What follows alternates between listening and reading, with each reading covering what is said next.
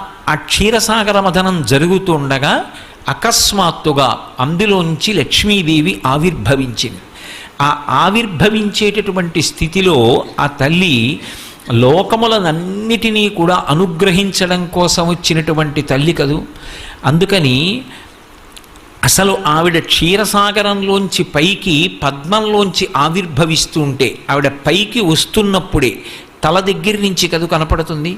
పాల సముద్రంలోంచి పైకి వస్తోంది అంటే మనకి లలితాదేవి యొక్క ఆవిర్భావ సమయంలో ఎలా అయితే తల దగ్గర నుంచి పాదాల వరకు చెప్తారో అలాగే లక్ష్మీదేవి కూడా పాల సముద్రంలోంచి పైకి తేలినప్పుడు తల దగ్గర నుంచి ఆ పద్మములో కూర్చున్నటువంటి తల్లి యొక్క పాదముల వరకు దర్శనం.